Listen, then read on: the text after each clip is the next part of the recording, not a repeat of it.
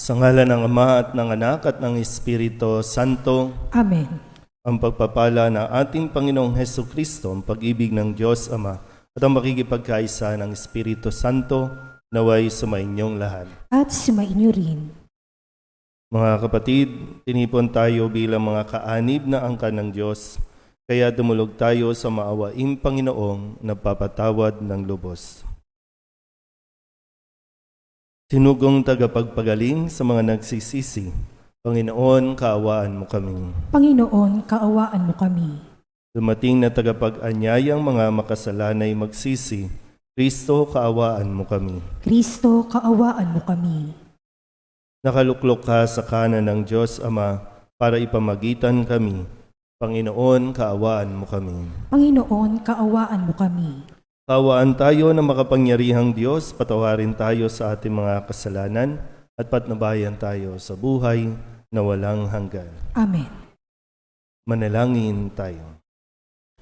Ama naming makapangyarihan, ipagkaloob mong lagi naming ikaligayang ikaw ay paglingkuran, sapagkat walang maliw at walang kahulilip ang kasiyahan kapag sumasamba kami sa iyong kapangyarihang nagpapairal sa tanang sanlibutan. Sa pamamagitan ni Jesucristo kasama ng Espiritu Santo, magpasawalang hanggan. Amen. Magsiupo po lahat.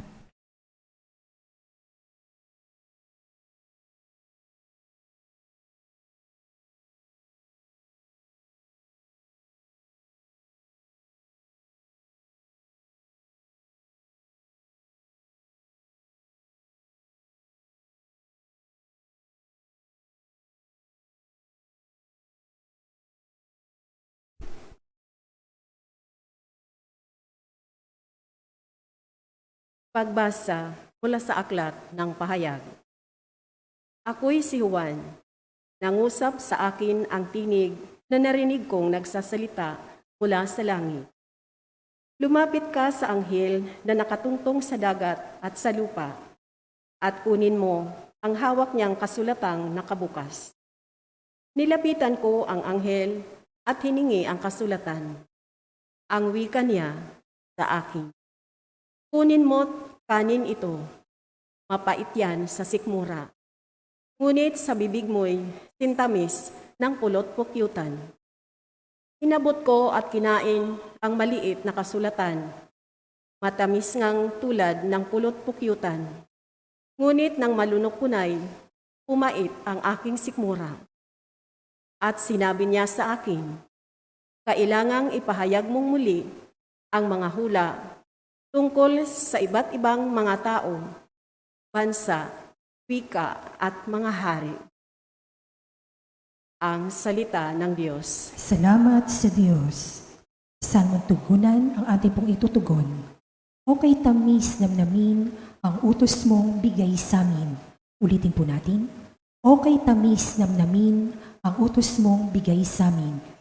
Nagagalak na susundin yaong iyong kautusan, higit pa sa pagkagalak na dulot na kayamanan. Tugon. O kay tamis namnamin ang utos mong bigay sa amin. Ang buo mong kautusan sa akin ay umaaliw. Siyang gurong nagpapayo sa lahat kong suliranin. Tugon. O kay tamis namnamin ang utos mong bigay sa amin. Higit pa sa gintot pilak nitong buong sanlibutan, ang mabuting idudulot ng bigay mong kautusan. Tugon. O kay tamis namnamin ang utos mong bigay sa amin. Ukay tamis na namnamin ang utos mong ibinigay. Matamis pa kaysa pulot, yaong lasang tinataglay. Tugon. O kay tamis namnamin ang utos mong bigay sa amin. Halos humihingal ako dahilan sa kasabikan, na matamoy yaong aking minimithing kautusan. Tugon. O kay tamis namnamin ang utos mong bigay sa amin. Magsitayo po lahat. Hallelujah, hallelujah. Kami ay gawin mong daan ng iyong pag-ibig, kapayapaan at katarungan Alleluia. O ang Panginoon. At sumainyo rin. Ang mabuting balita ng Panginoon ayon kay San Lucas. Papuri sa iyo, Panginoon. Noong panahong iyon, pumasok si Jesus sa templo at kanyang ipinagtabuyan ang mga nagtitinda. Sinabi niya sa mga ito, "Nasusulat, ang aking bahay ay tatawaging bahay dalanginan, ngunit ginawa ninyong pugad ng mga magnanakaw." Araw-araw si Jesus ay nagtuturo sa loob ng templo. Pinagsikapan ng mga punong saserdote, ng mga eskriba, at ng mga pangunahin ng bayan na siya'y ipapatay. Subalit wala silang makitang paraan upang maisagawa ito, sapagkat taimtim na nakikinig sa kanya ang buong bayan. Ang mabuting balita ng Panginoon. Pinupuri ka namin, Panginoong Hesukristo. Isang magandang umaga po sa inyong lahat. Kung kahapon, narinig po natin ang pagtangis, ang pag-iyak ni Jesus nang makita niya mula sa malayuan ang Jerusalem.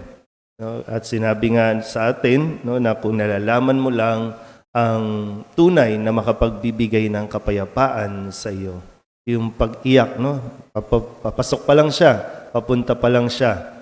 Itong Jerusalem, yung kumbaga isa sa pinakamagandang syudad noong panahong iyon.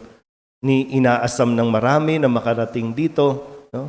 Talagang labis yung kalungkutan ni Jesus, yung kanyang naramdaman nang papunta pa lang siya. Pero ngayon, nandun na siya mismo sa loob. Dahil nga bahagi po ng kultura ng mga Hudyo na sila po ay pupunta ng templo. Halos isang beses isang taon yung pinaka-requirement sa mga Hudyo na pumunta doon. At ngayon, nagalit na si Jesus. Kung kahapon iniyakan niya ang Jerusalem, ngayon naman ay talagang nagalit si Jesus. At sabi dito, ay kanyang ipinagtabuyan ang mga nagtitinda. Parang, diba, ito yung uri ng malasakit na ipinakita ni Jesus sa templo. Dahil itong templo ay dapat manatili sa kung ano ang kanyang dinudulot sa tao. Ang templo ay bahay dalanginan, bahay ng Diyos, na dapat kung pupunta ka doon ay para makapagdasal, para makapaghandog ng pasasalamat, para magkaroon ng ugnayan ang Diyos at ang tao. Pero dito, talagang gulat na rin siya dahil ibang-iba na ang templo ngayon. Nagiging pugad na ng mga magnanakaw. Ginawa ng palengke, ginawa pampugad ng mga magnanakaw. Hindi na nahimik lang si Jesus. Hindi siya basta hayaan na natin yan. Basta ikaw, basta siya pupunta, papasok, hindi. Hindi ganun ang uri ng malasakit. Isang magandang mapaalalahanan tayo. Hanggang saan ba natin kayang ipakita ang ating malasakit? Malasakit sa simbahan, malasakit sa mga bahagi ng simbahan. Kontento na rin ba tayo na ano bang nararamdaman niyo? Halimbawa dito sa Soledad, ano bang mararamdaman ninyo kung pagbalik ninyo dito ay ibang-iba na sa gaya ng nakikita ninyo? Anong mararamdaman ninyo kung marumi, maraming basura, maraming tambay, maraming chismosa, maraming adik, ano bang mararamdaman? Papasok pa ba kayo dito o lalayo na lang? Ang kadalasan sa atin, kapag nai-iskandalo tayo sa simbahan, ang kadalasan ginagawa ng mga Katoliko, umaalis. Nakakatulong ba yun? Nakakabuti ba yun? Yung umaalis na lang tayo. Kasi pwede naman sana, di ba, pwede namang umalis na lang si Jesus. Kasi pwede naman tayo talagang makipag-usap kahit saan sa Diyos, bakit kailangan pa sa templo? Pero hindi eh. Ipinakita sa atin kung paano dapat magmalasakit. Hindi yung makikipag-away ka, no? Hindi yung makikipagtagisan ka na habang nasa simbahan ka, nakikipag-away ka naman ng todo-todo.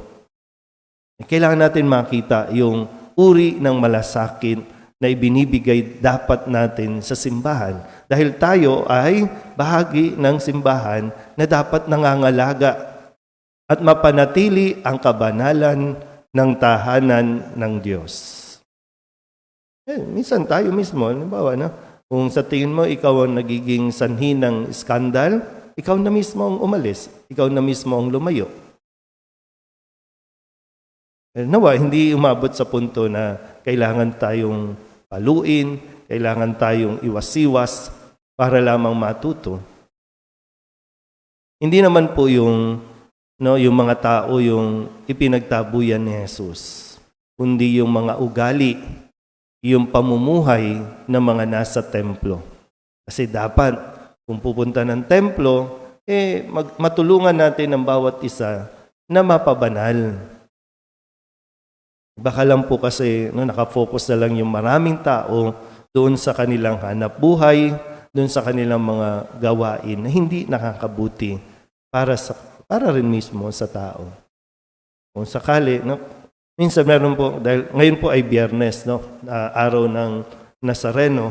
Minsan meron kaming lingwahe ng mga deboto, pag yung pitik, pitik ng Nazareno. Pag sinabing pitik, pinaalalahanan lang tayo na baka iba na yung nagiging dahilan ng pagpunta natin ng simbahan. Imbis na pumunta doon para maglingkod sa Nazareno, baka pinagkakakitaan na ang Nazareno. So, hindi tayo pumupunta ng simbahan para kumita, para mang-abuso, para mangikil, kundi para magbigay at magpasalamat sa Diyos. Pero nawa, tayo po mga taga-solidad, dito po sa Kamba, magmalasakit tayo sa bahay ng ating ina. Dahil ito rin ay tahanan ng Diyos. At tandaan natin na tayo po ang nagiging simbahan, tayo po ang nagiging mukha ng simbahan. Kaya hindi pwedeng yung kilos natin, yung pananalita natin ay hindi natin aayusin. Hindi sa hindi tayo malaya, pero kailangan natin kinukonsider din, lalo pa ang mga taga-solidad. Tingnan mo, pag mga nakabelo, talagang ang babait, di ba?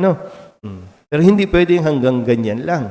Kasi nga, nakikita kayo, pagpunta ninyo sa mga lugar, sa inyong mga kapitbahay, kayo po ang nagiging mukha ng simbahan ng solidad.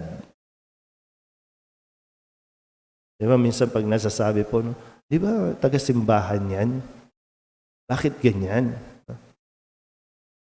Mahirap naman, nakabelo kayo, tapos kasama kayo sa chismisan, di ba, mahirap naman yun. Ganyan yun yung, yun yung isang bahagi ng responsibilidad natin sa pagiging bahagi ng simbahan. Kaya huwag na nating hintayin na pitikin pa tayo ni Jesus para lamang matauhan na, oops, sumusobra yata yung dila, sumusobra yata yung sinasabi, hindi na napapagnilayan. Okay ba? Okay naman. So, nawa, yung malasakit ay maibigay natin, pero lalo tigit, maunawaan natin yung malasakit na dapat nating ibinibigay sa simbahan. Amen?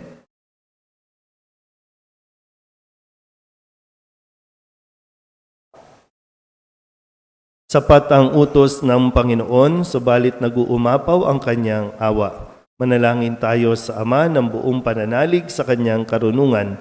Ang ating pong itutugon, Ama, panatilihin mo kami sa iyong pamamaraan. Ama, panatilihin mo kami sa iyong pamamaraan.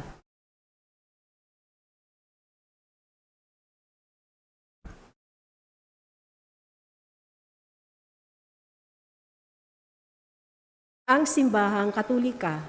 Naway akayin ang kanyang mga miyembro sa daan ng katuwiran at higit silang ilapit sa pag-ibig ng Diyos. Manalangin tayo sa Panginoon. Ama, panatilihin mo kami sa iyong pamamaraan. Tayo naway matutong tumalikod sa kasalanan ng buong puso habang nananatiling masunurin sa batas ng Diyos. Manalangin tayo sa Panginoon. Ama, panatilihin mo kami sa iyong pamamaraan. Ang mga hindi pa sumasampalataya, naway makinig sa salita ng Diyos at maakay sila sa kaligtasang walang hanggan. Manalangin tayo sa Panginoon. Ama, panatilihin mo kami sa iyong pamamaraan. Ang mga may sakit, matatanda, nalulumbay, at lahat ng nagdurusa, naway huwag nating kaligtaang lingapin. Manalangin tayo sa Panginoon. Ama, panatilihin mo kami sa iyong pamamaraan. Ang mga tapat na yumao, naway lumigaya sa buhay na walang hanggan. Manalangin tayo sa Panginoon. Ama, panatilihin mo kami sa iyong pamamaraan. Idulog din natin sa Panginoon ang ating mga personal na kahilingan at mga panalangin para sa ating mga pamilya. Ganun din ang kahilingan ng mga nanonood sa online. Lahat ng mga kahilingan, mga misang pasasalamat, at lahat po ng mga kaluluwa sa purgatorio. Ang lahat ng ito inihiling namin sa ngalan ni Kristong aming Panginoon. Amen. Magsiupo po lahat.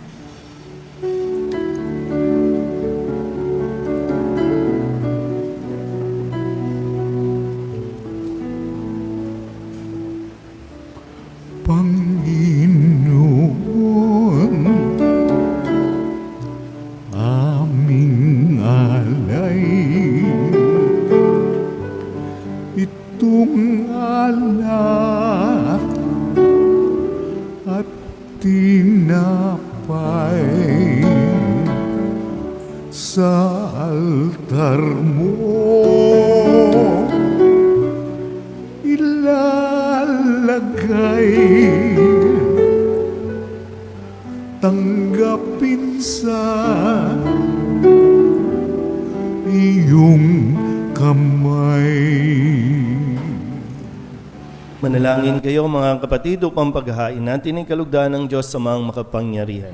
Tanggapin nawa ng Panginoon itong paghahain sa iyong mga kamay, sa kapurihan niya at karangalan sa ating kapakinabangan at sa buong sambayanan niyang banal.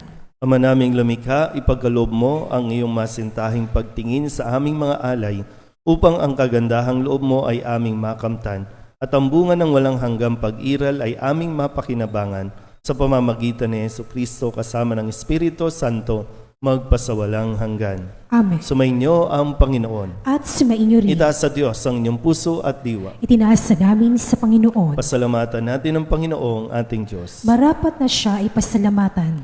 Ama naming makapangyarihan, tunay ngang marapat na ikaw ay aming pasalamatan sa pamamagitan ni Jesucristo na aming Panginoon. Siya ang salitang katuwang mo at kapiling noong ang lahat ng umiiral ay iyong likain. Siya'y sinugo mo para kami sa gipit palayain, kaya't siya'y kinalinga ng mahal na birhen na naging kanyang inang totoo sa kapangyarihan ng Espiritu Santo. Inako niyang sundin ang loob mo at kamtin ang sambayanang banal para sa iyo. Pinagtiisan niyang iunat sa krus ang kanyang mga kamay upang magwakas ang kamatayan at mahayag ang pagkabuhay. Kaya kaysa ng mga anghel na nagsisiawit ng papuri sa iyo nang walang humpay sa kalangitan, kami nagbubunyi sa iyong kadakilaan.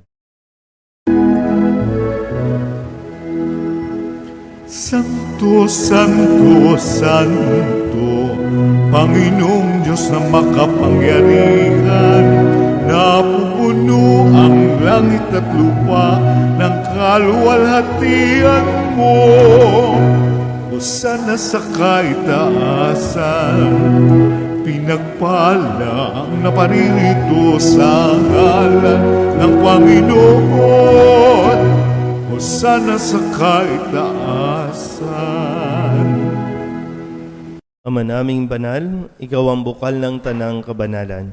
Kaya't sa pamamagitan ng iyong Espiritu, gawin mong banal ang kaloob na ito upang para sa aming maging katawan at dugo ng aming Panginoong Hesukristo.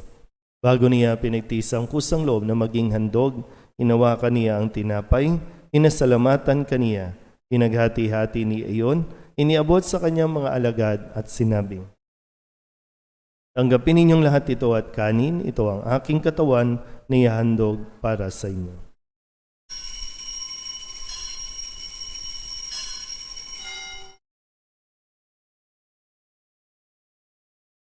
Gayun din naman, nang matapos ang hapunan, hinawakan niya ang kalis, muli kaniyang pinasalamatan.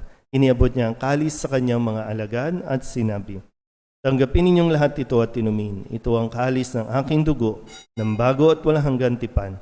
Ang aking dugo na ibubuhos para sa inyo at para sa lahat, sa ikapagpapatawad ng mga kasalanan. Gawin ninyo ito sa pag-alaala sa akin."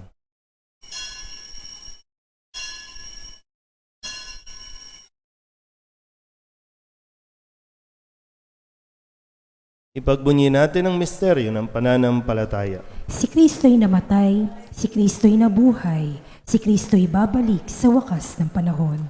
Ama, ginagawa namin ngayon ang pag-alaala sa pagkamatay at muling pagkabuhay ng iyong anak, kaya tiniaalay namin sa iyo ang tinapay na nagbibigay buhay at ang kalis na nagkakaloob ng kaligtasan. Kami napapasalamat dahil kami iyong minarapat na tumayo sa harap mo para maglingkod sa iyo. Isinasamo namin kami magsasalo-salo sa katawan at dugo ni Kristo ay mabuklod sa pagkakaisa sa pamamagitan ng Espiritu Santo. Ama, lingapin mo ang iyong simbahang laganap sa buong daigdig. Puspusin mo kami sa pag-ibig kaysa ni Francisco na aming Papa at ni Jose na aming Obispo at ng Tanang Kaparian. Alalahanin mo rin ang mga kapatid naming nahimlay na may pag-asang sila'y muling mabubuhay, ay hindi ng lahat ng mga pumanaw. Kaawaan mo sila at patuloyin sa iyong kaliwanagan. Kaawaan mo at pagintapatin kaming lahat na makasalo sa iyong buhay na walang wakas. Kaysa ng mahal na Birhen Maria na Ina ng Diyos, ng kabiyak ng puso niyang sa San Jose. Kaysa ng mga apostol at ng lahat ng mga banal na namuhay dito sa daigdig ng kalugod-lugod sa iyo, may pagdiwang nawa namin ang pagpupuri sa ikararangal mo sa pamamagitan ng iyong anak na aming Panginoong Hesukristo. Sa pamamagitan ni Kristo, kasama niya sa Kanya, ang lahat ng parangal at papuri ay sa iyo, Diyos amang makapangyarihan, kasama ng Espiritu Santo, magpasawalang hanggan. Amen. Amen. Amen. Amen.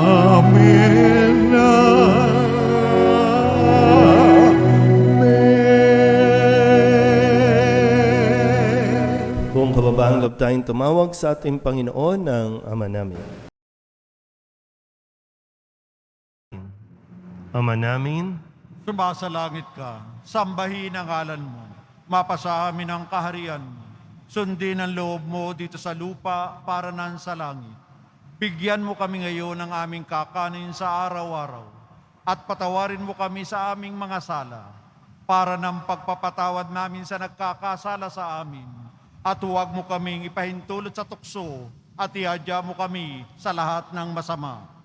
hinihiling namin kami iadya sa lahat ng masama, pagkalooban ng kapayapaan araw-araw, iligtas sa kasalanan at ilayo sa lahat ng kapahamakan, samantalang aming pinananabikan ang dakilang araw ng pagpapahayag ng tagapagligtas naming si Jesucristo. Sapagkat iyo ang kaharian at ang kapangyarihan at ang kapurihan magpakailanman. Amen. Panginoong Jesucristo, sinabi mo sa iyong mga apostol, "Kapayapaan ang iniiwan ko sa inyo, ang aking kapayapaan ang binibigay ko sa inyo.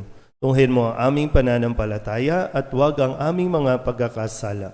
Pagkalooban mo kami ng kapayapaan at pagkakaisa ayon sa iyong kalooban, kasama ng Espiritu Santo, magpasawalang hanggan." Amen. Ang kapayapaan ng Panginoon ay laging sumainyo. At sumainyo rin. Magbigayan po tayo ng kapayapaan sa isa't isa.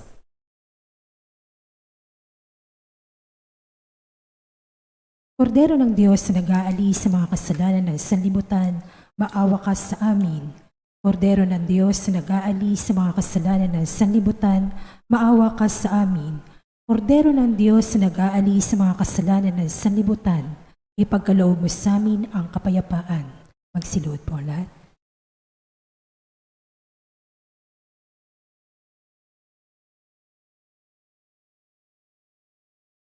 Ito ang kordero ng Diyos. Ito ang nag-aalis ng kasalanan ng sanlibutan. Mapalad ang mga inaanyayahan sa kanyang piging. Panginoon, hindi ako karapat-dapat na magpatuloy sa iyo, ngunit sa isang salita mo lamang ay gagaling na ako. Katawan ng Kristo, Amen.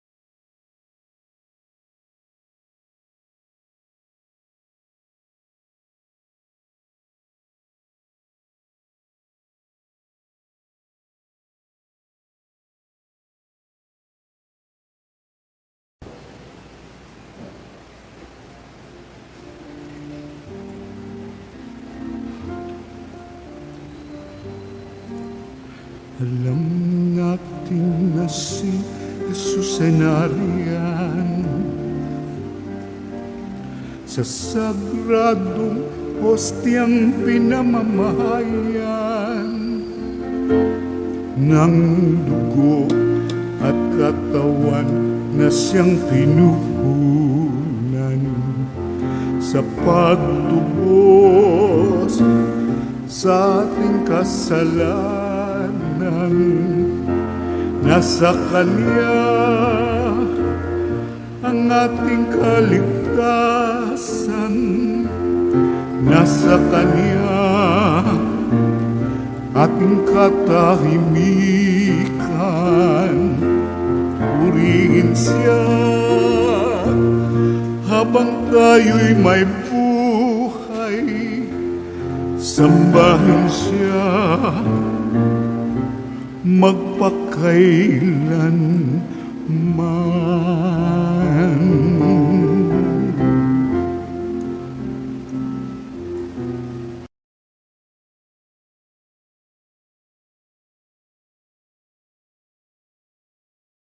Manalangin tayo.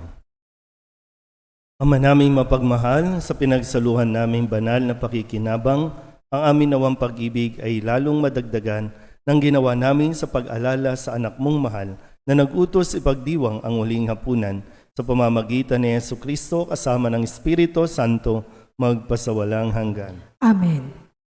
Mga kapatid, ating pagkukulan ng panalangin ang mga yumao nating mga mahal sa buhay, ang lahat ng mga kaluluwa sa purgatorio.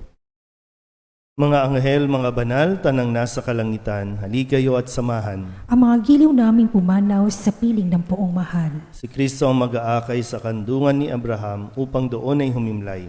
Ang mga giliw naming pumanaw sa piling ng poong mahal. Sa ilaw na walang hanggan, kapayapaan naway pagkamitin ng may kapal. Ang mga giliw naming pumanaw sa piling ng poong mahal.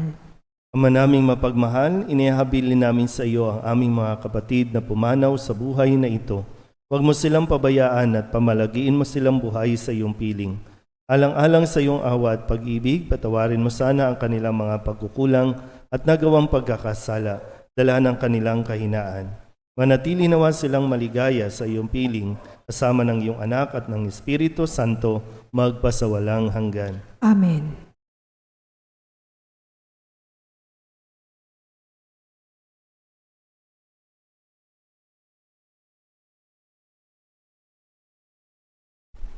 Kapayapaan kailanman ang igawad ng may kapal sa mga yumaong ating mahal. Sila nawa ay silayan ng ilaw na walang hanggan.